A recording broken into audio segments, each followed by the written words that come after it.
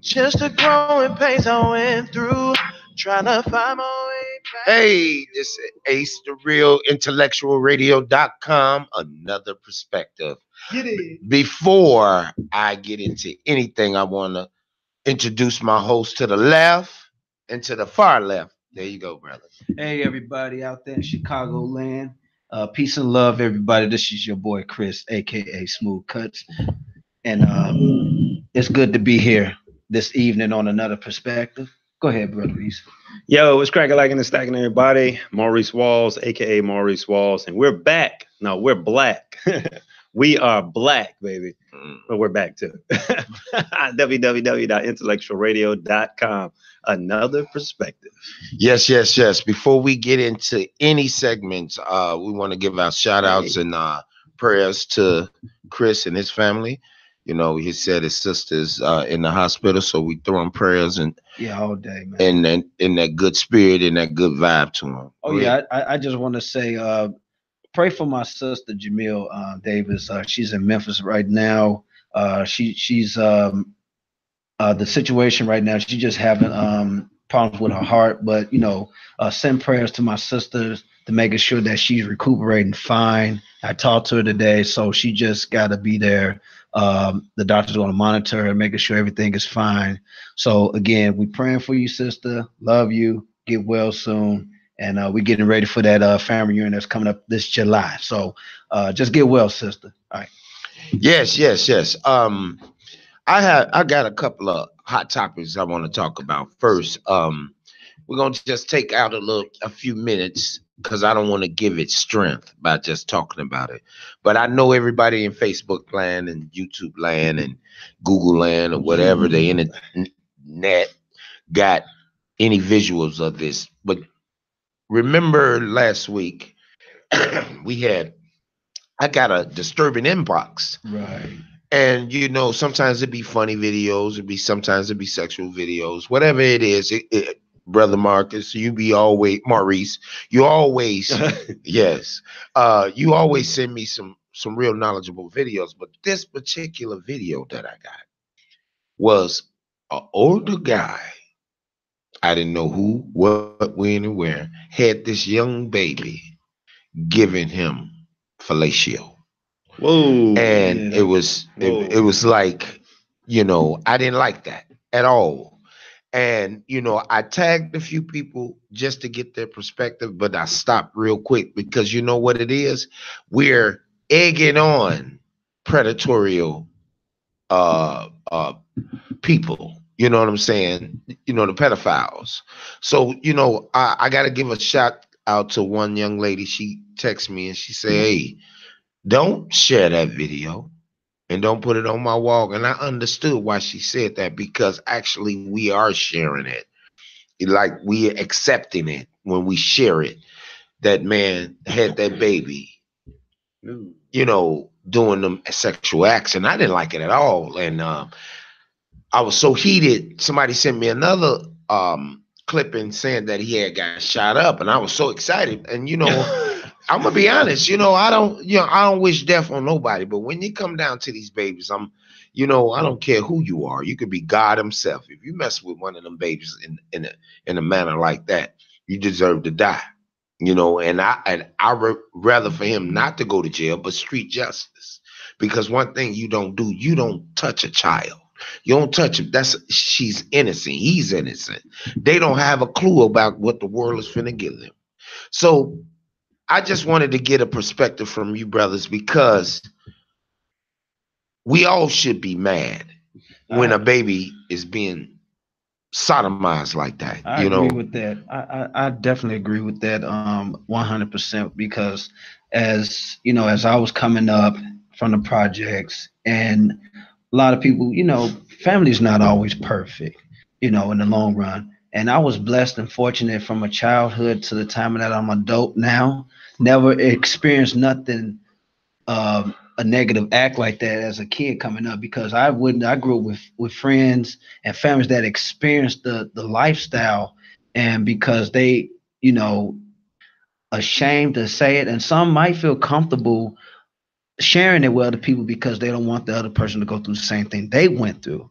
So when I witness the video, and it is very disturbing, yes, and it's like it can happen to our daughters, our cousins, our little sisters, little brothers, and it's like, it tears me apart looking at that bogus stuff. I mean, it's crap. Right. It's full of crap, and I'm like, now I was told with the information that the guy got called, or like you said, that he got killed, but we're not going to say all that, but we also going to bring something a positive way, talking about something positive into Black History Month, which is another segment. But we're going to continue to talk about this bad incident that happened over this past week or so. So go ahead, Marcus. Yeah, well, I just want to ask. I mean, it was a terrible incident that happened. I didn't see the video. I didn't see the video. I actually saw someone post the actual. What do you call it? Well, somebody shared it.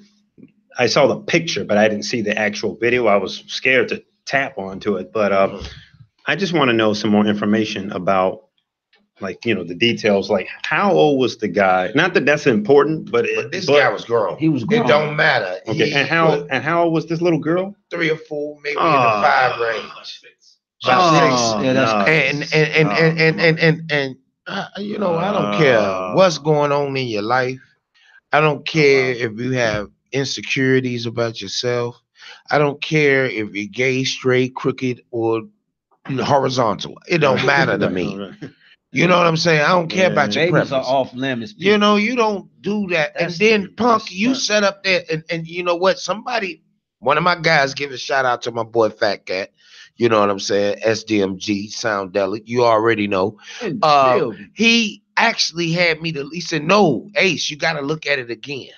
So I had to look at it thoroughly. It was somebody else in there, man. It was somebody recording it. No.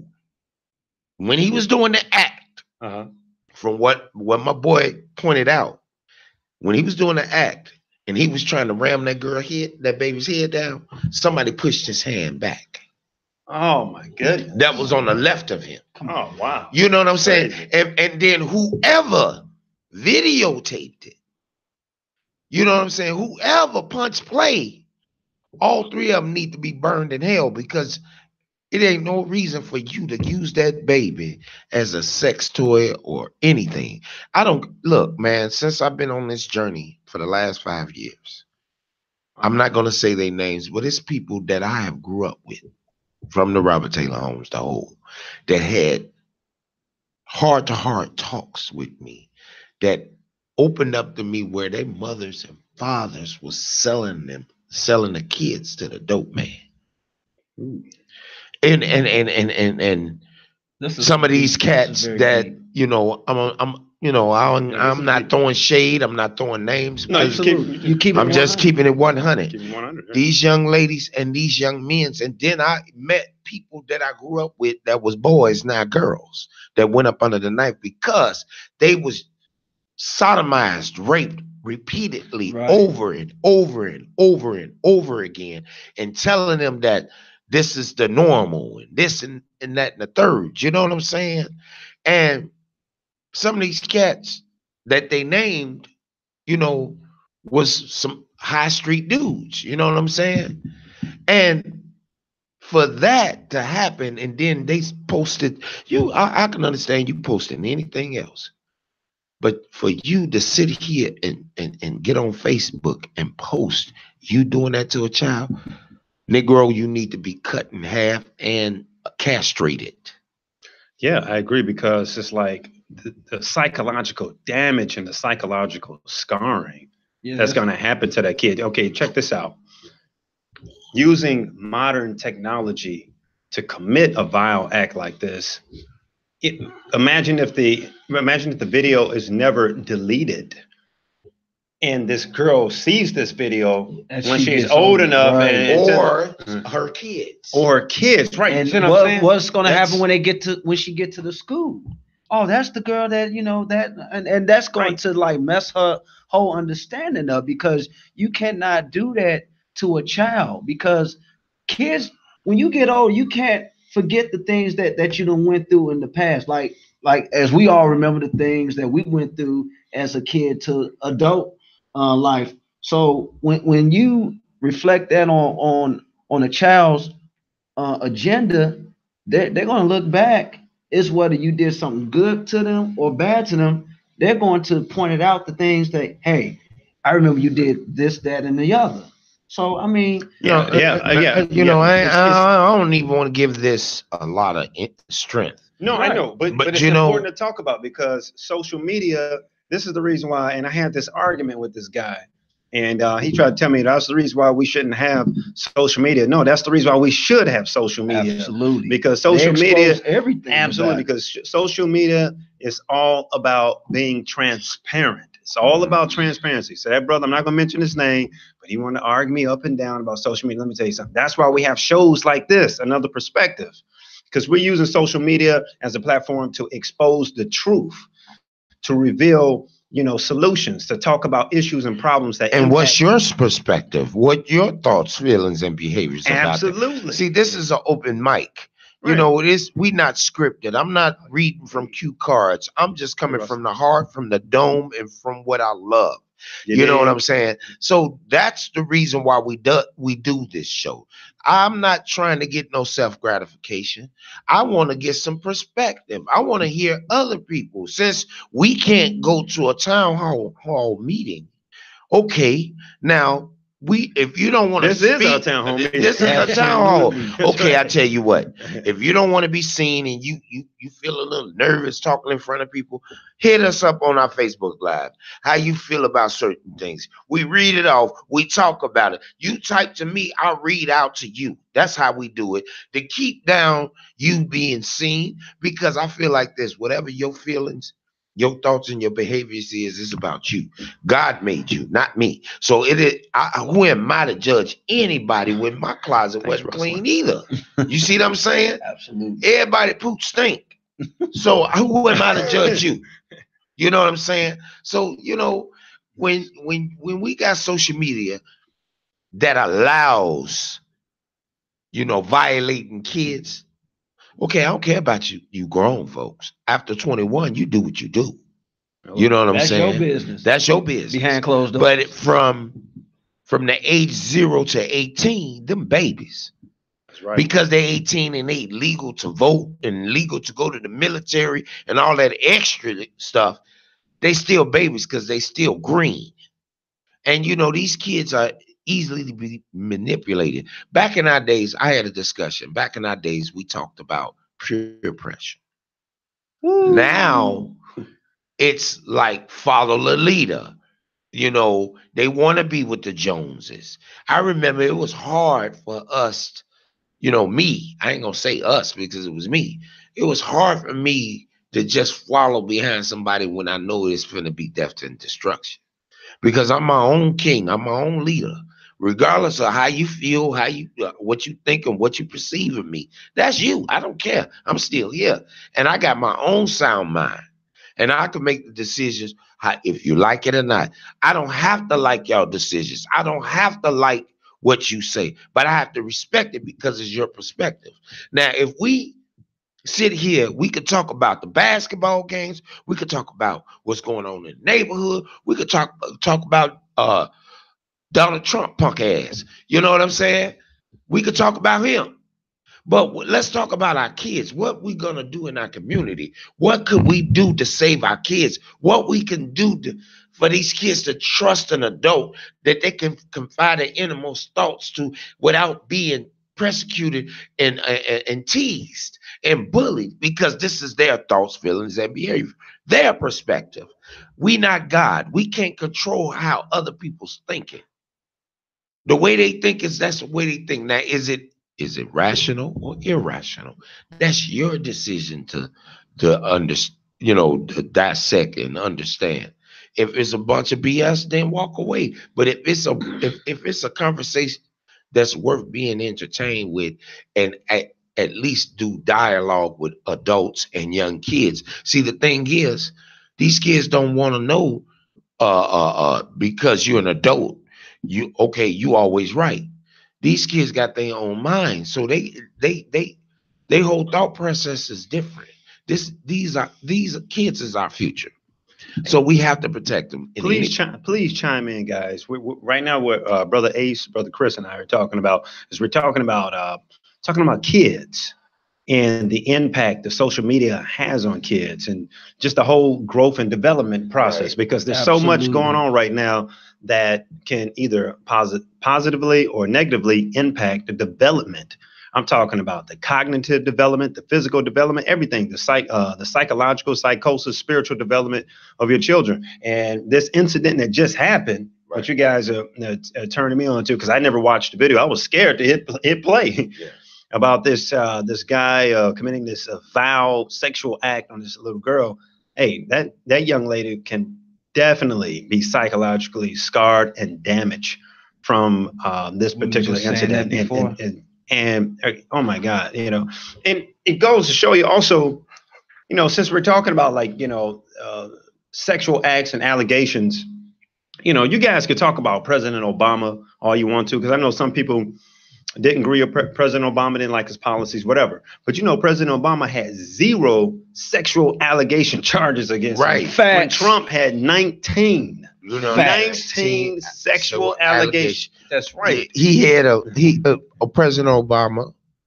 Shouts out to him and Michelle and his family. But my thing is, they could not, even if they was wiretapping him. He did not. He was a straightforward president. Now, did the Republicans let him do his justice for the 8 years? No, they tried to block everything that he tried to put in play for the American people, not the rich. You know what I'm saying? Not just the middle class and not just poor people, but he tried to, wipe the slate clean across the board. Now. What we got here today, we're gonna segue into another, segment of this. And I want to read a comment, but go ahead, read the comment. Sister Brittany. First of all, I'm gonna give a shout out to everybody that's tuning in. Terry, Brittany, everybody is tuning in. But Richard, brother Philip McKinney. Brittany Renee said, I didn't watch it, but I would have. She said I would have effed him up. And Sister Ruslyn Williams says that type of stuff is so grievous. She said they have to make examples out of child offenders like that, because that's exactly what the joke is. And that's what I said. You know what, man? You know what? I mean, this is how it's real easy. It's real easy. If you want to clear the streets from crime, you can bring the crime down to at least 20%, because it's always going to be crime, period. You got some, even if it's white collar, blue collar, or street, it don't matter. It's going to be some type of crime. But the senseless murders and things like that, when you have deserts within a neighborhood, that means nothing from all 4 corners of the whole spectrum. Just barren land. Just barren land. Now, and you got closed down schools, recreational centers, small park districts closed. Unemployment. But at the end of the day, I was just making this statement a while ago. You got all these universities in at least a 50 to 60 mile radius around Chicago, all the way from 95th and what's that, King Drive, all the way to almost Marion University. Is that Marion? Out in the suburbs. You take 95th, 81, take you right in front of you got all, and now you go downtown north, and then you go south. You got South Suburban South. All of this in a big circle, and all these schools is closed down from out west, from out up north, east, and south. You know what I'm saying? You got all these schools closed down. Why can you not make up some type of grant? Non-for-profit grant, where one of these universities take on 1 or 2 schools for just the field, just like you have the School of Arts. Say for instance, you got this. Say for instance, the Aaron Dentistry High School, or something like that, or haircutting school, cosmetology. Well, they got that. I'm talking about taking the school to another level from from kindergarten all the way to 12th grade.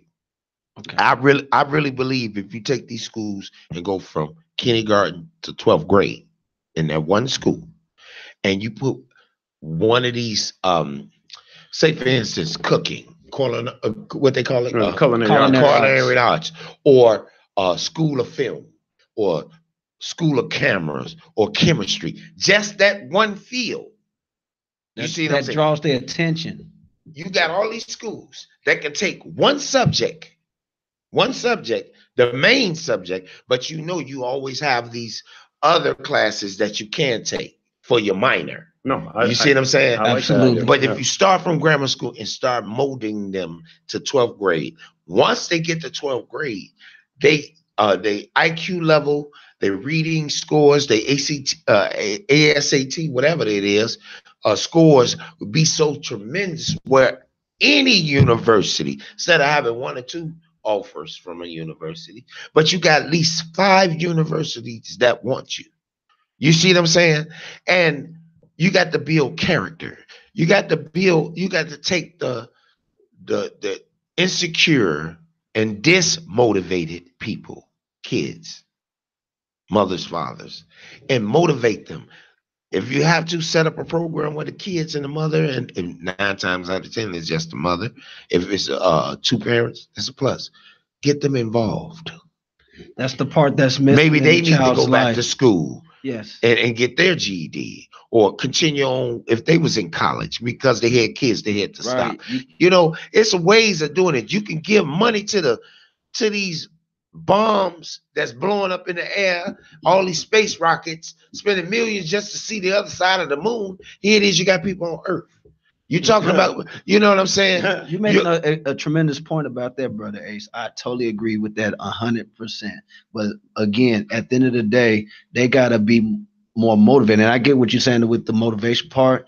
And it's the parents that's got to support these kids into getting involved for what they. But the thing, see, you saying the parents being motivated. Yes, you're right. 100. Absolutely. But if they're not motivated, see, just don't start at the babies. No, you got to get all. the You're parents right. back involved. You feel where I'm coming from? It used to be the parents that get involved in the kids' school. Right. But if they already insecure, they feel like the world is coming to an end, or having daddy or boyfriend problems, you have to still get them involved. That means the program that they be involved with, you join the parents. Okay, help them get a GED if they never got a GED. If they can take classes online there, take their time. They don't have to rush.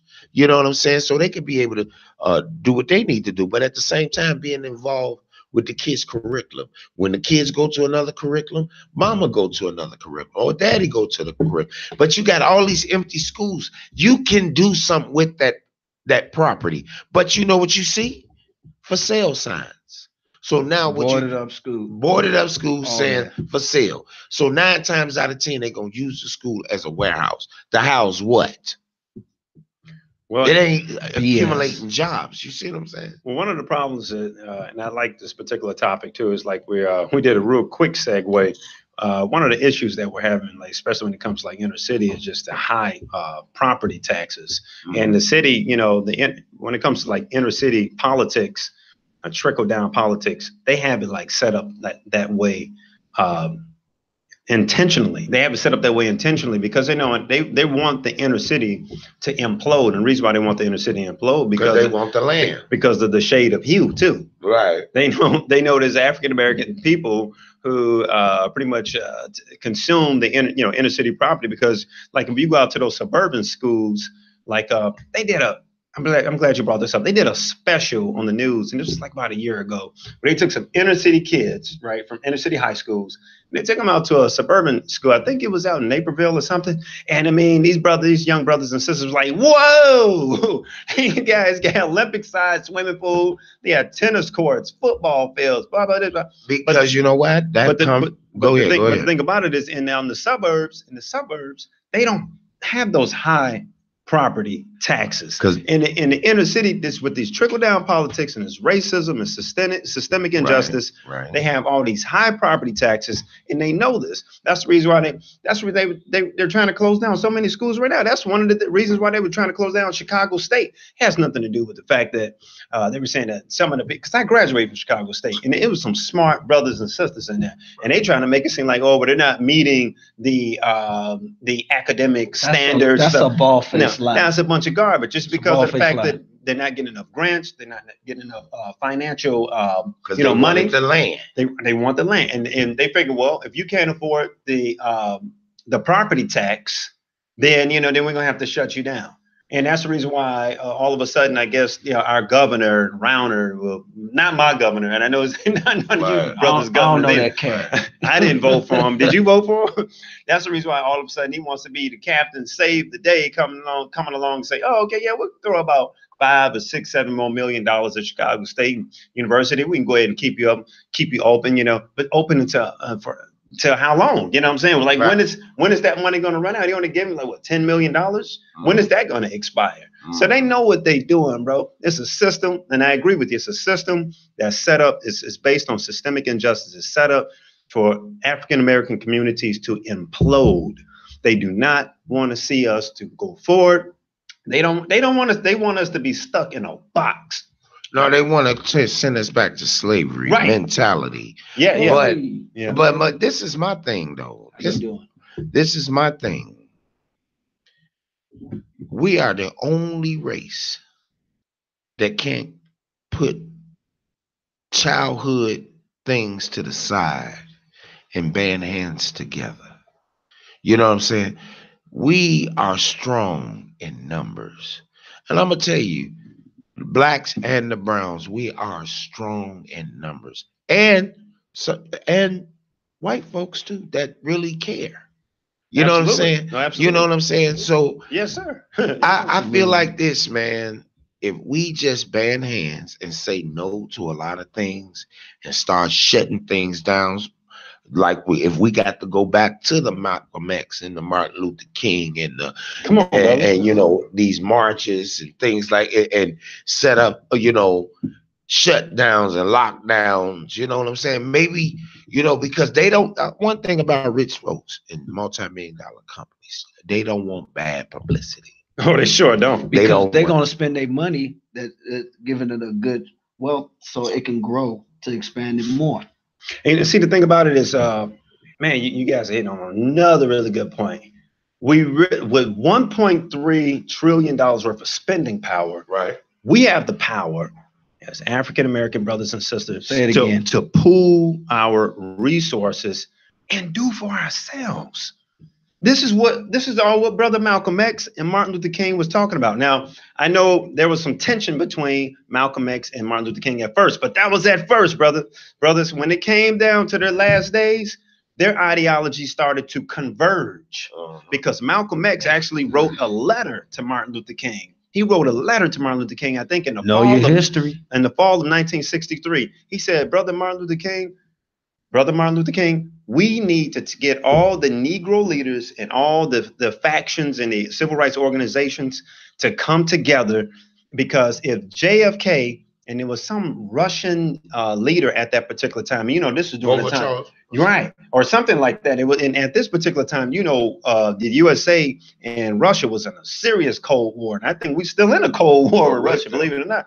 But he told the brothers, Malcolm X said, if JFK and this Russian leader, who's a hostile, from a hostile sovereignty, can come together and talk, he said, how come all of us brothers can't come together and talk and converge our ideologies? I'm telling you, I'm gonna give you my personal opinion. I'm not digressing. I'm trying to stay on point. What we're talking about Black power. We do have the power to put things together and make things happen. We have the power to move mountains, make and shift things. I believe that when Martin Luther King and Malcolm X were assassinated, I believe they were assassinated because the government knew that they were about to converge. Malcolm X and Martin Luther King was about to form a superpower, a super PAC. Because the way the media has it set up is that when Martin Luther King was giving his speeches and stuff like that, white media, and I'm not talking against all white people, because I have a lot of white friends and I love you guys, and especially the ones that are for the plight of black people. But the white media, they always want to show you that I have a dream speech, or show you some other snippets and tidbits of Martin Luther King and his being very humble and stuff. But they never show you when Martin Luther King said, when his original speech, which was called the cancel check, when he said, no, we marching down, we going to Capitol Hill because we're going to collect our check. The check he was talking about was reparations and restitution. Right. Yeah, right. Absolutely. Because he wasn't talking about, and even He was for the people. You know what? Just to be on this same topic, but let's go further before Malcolm X. I was just one of the brothers, Muslim brothers, sent me something through my inbox where they didn't found ancient relics in America to prove that black folks, I'm not gonna say Africans or whatever, because we don't know what indigenous dark-skinned person was here. But they starting to dig up relics in certain places in Wisconsin, down there in Idaho and Indiana. that show black people were here. That they got African statues that dates back over 1,500 years. Yes, we were here, brother. You know what I'm saying? But our history didn't begin with slavery. But I'm not real keen about history, but I ain't no dummy. Check this out. I ain't no dummy. Speak, brother. You know what I'm saying? Right. But because they want us to think that black history started with the slave ships that's landed here in 1619. Well, slavery actually went back to the 1500s, because the Portuguese, they were taking people to like Brazil and the other islands and stuff like that in the Latin America. Black started all over the. But black people being here, we the ones started making other races. Right. That's it. That 10%, you the bow, like an Alka-Seltzer. Before everything started, Black people were already here, people. Can you dig it? No shelter. What was the first thing in sight that you see before it comes to light? I'm sorry, say it again. What was the first thing you see before it comes to light? Oh, darkness. There you go. Yeah, there it is. You know what I'm saying? but at the end of the day, Exactly. at the end of the day, when we talk about this, we be off the cuff, personally. We just be off because we're so passionate about what right. So the thing is, I trip sometimes, man, because life is too short, first and foremost, you know what I'm saying? And I thank God every day that I'm here to even be here.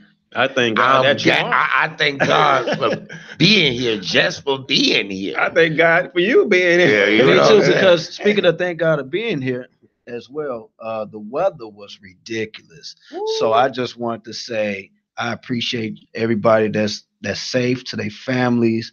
It was barely any accidents, but we just want to make sure everybody's safe from their destination there and back, because that weather was so ridiculous from Thursday night all the way until Saturday evening. It started snowing some more. But again, tonight is supposed to snow again? I believe so. But again, as we leave from this station, I just want everybody to know, be safe on the road.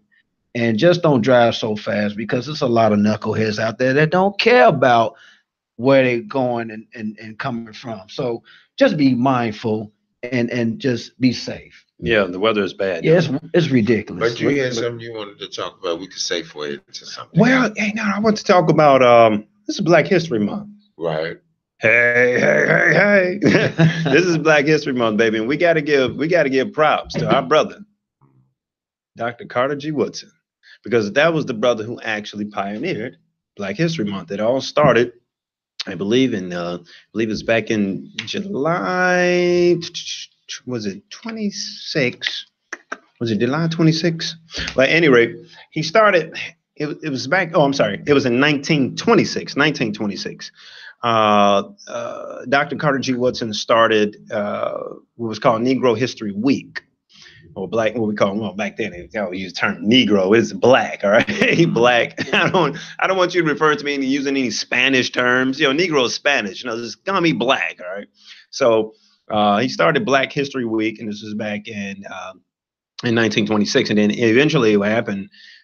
He said, Carter G. Woodson said he wanted to expand on this ideal and he didn't choose February because it's the coldest day. I mean, it's the coldest month of the year. It's the shortest month. He chose February because of the fact that it relates back to some of the birthdays that he was honoring. He was honoring the birthday of President Lincoln and allegedly the birthday of Frederick Douglass, which was, I think President Lincoln was in February 8th or something, right? February 16th, February right? 16th. And then Frederick Douglass was like the 14th or the following week or something like that. I think it was like Valentine's Day. Right, you're right. Valentine's Day, absolutely. And so he wanted to honor that. So he took that particular week and that's when he pioneered African History Week or Negro History Week.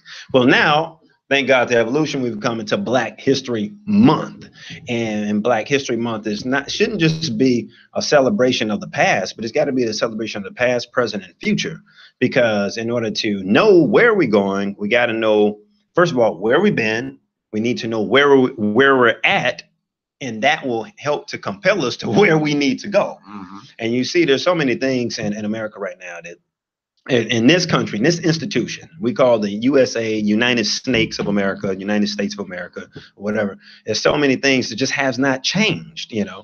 And that's why it's important for us to celebrate Black History Month, because it is information, it is knowledge, and there's things out there that need to be taught to our youth, especially because we don't want our youth to succumb so much or become so intertwined into American ideology to the point where, you know, we just get completely cut off and severed from our African roots, our African history.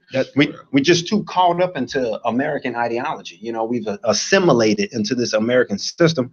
And right before you make your point, because I feel it's bubbling up, and I can see it coming. Oh no, I was going to say some kind of collaborative about Black History Month. It doesn't mean with our youth we got to show them the right way. Instead of the media addresses things that catches our youthful eyes to say, you know, they focus on trap music. So we don't need to be focused on trap music. We just need to focus on the acknowledged history of what our ancestors has brought us from and to, like you were saying. Okay, if they're going to talk about music, if you're going to throw the music in there, yeah, trap music garbage. But I just want to throw that in essence, there. That's a summary. That's a summary. What was our music? Our history, what music that they play, what beats, what drums, what the lingo, what they was singing about, what was the message, what was the message in that, what was the dance, what was the spiritual outcome from it, you know, because, you know, we got all different shades of Black, cultures of Black. Yes. So we have to learn. If it was like, say, for instance, if you did Ancestry.com, whatever, and you found out you were from Africa, whatever. Excuse me. First and foremost, what was their culture? What was their music? What was their spiritual view? You know what I'm saying? What was the wear? You know what I'm saying? What was the cooking? You know, how did they live? You know, what was the origin of them? Where they come from? What mark did they make in this world? Which they made us anyway. But at the end of the day, we don't even know. Yes, we know we come from, we got grandmamas, great grandmamas, or whatever. Coming from the South. But do we know our ancestry parents? Right. And that's what we've been cut off from. And I had a debate with a gentleman. We were talking about the African American Holocaust versus the Jewish Holocaust. And he was telling me, well, you know, he said African Americans, and this was a brother, I'm not going to even say his name, but guy, he said, well, African Americans, man, we need to bounce back. Here's the thing about it is, man, you can't compare the African American Holocaust to the Jewish Holocaust because they never lost their identity. They didn't go. I mean, you know, I'm not making light of the situation. That was catastrophic what they went through. I mean, you're talking about 6 million Jews were murdered, you know, by this demon, this devil, Hitler, Adolf Hitler. But what I'm saying is they never lost their identity because they were not taken through human chattel slavery. So to say that Black people, we need to just forget it and bounce back. So you just can't forget and bounce back when you when you severed the umbilical cord, tied back to your history, to your mores, your bires, your self, who you are, your cultural identity. You just don't bounce back. And then in many times we tried to pull ourselves up by the bootstrap. You know, we didn't even have a boot and strap to begin with, so we had to create our own boot and strap. Because you know what? You got to think about this. But when we tried to pull ourselves up by the bootstrap, this racist institution, they would always burn it down. Black Wall Street, right? Perfect example. That was an amazing. That was the Great Depression, right? That was an amazing epicenter of wealth. And what did they do? White folks, they burnt it down. You can't say black people never tried to pull themselves up by the bootstrap. Because we've been doing it. Because that bro, I'm not gonna mention his name, but brother, you're wrong. Anyway, I ain't gonna say but you know what though? That's the thing. The reason why they keep tearing us down once we get to a certain level of knowledge. Go ahead. Let's talk about that. Go ahead, brother. When we get to a certain level of knowledge and self-worth of self, they try to tear it down because you know why? Behind all that is the truth. See, one thing about these brutal white folks that don't care about nobody but themselves and them pure people, the 1%ers and everybody else. Their reality is not our reality, first and foremost. Their reality is not our reality.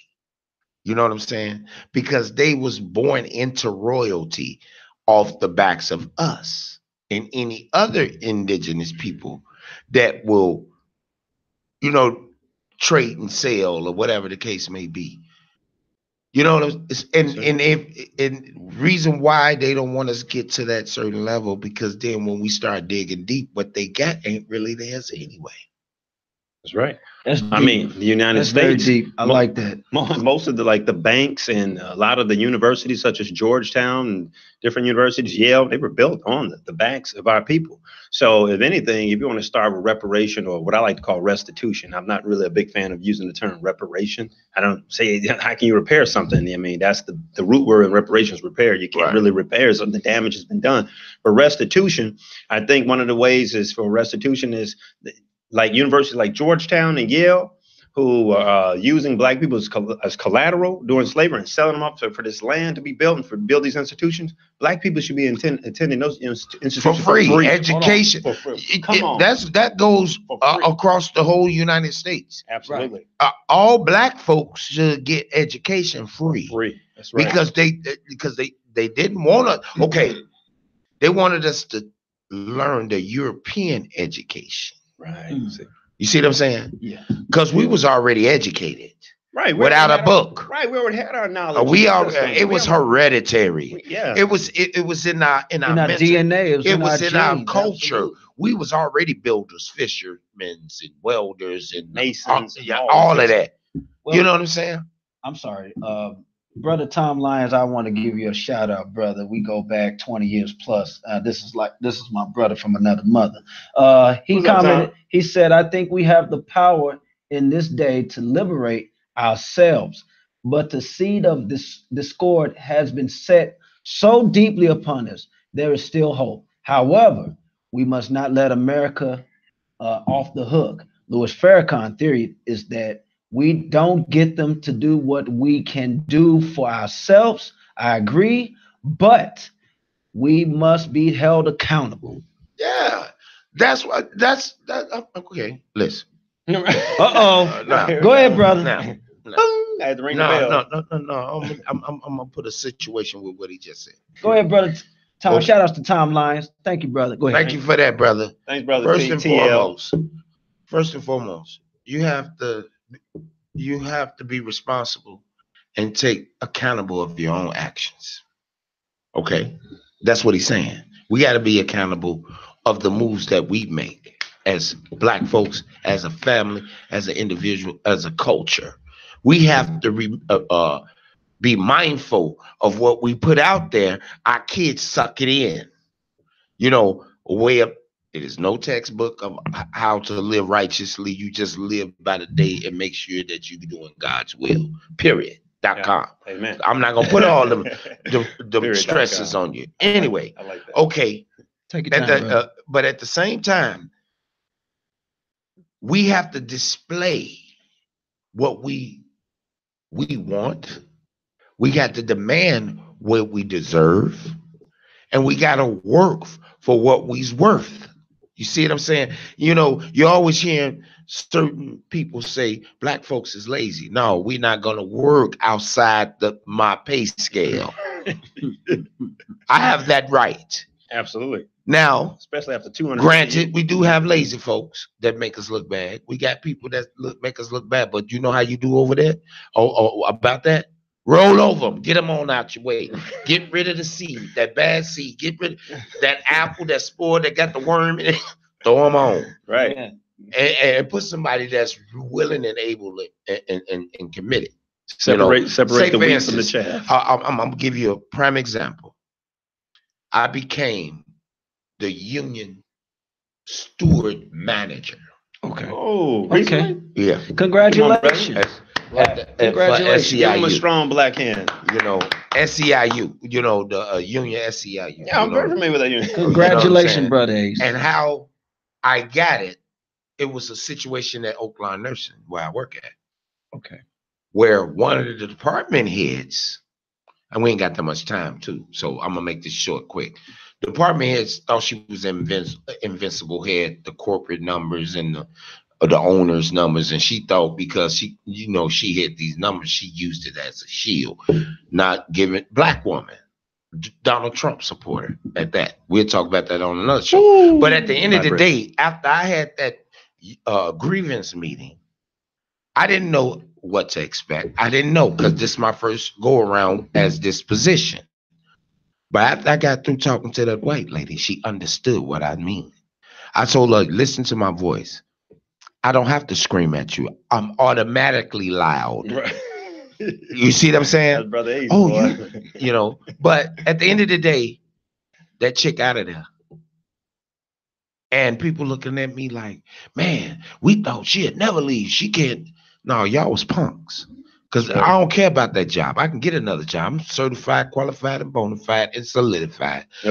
Just how I got that one, I can get 10 more. You feel me? Amen. But see, I had to show them some muscle.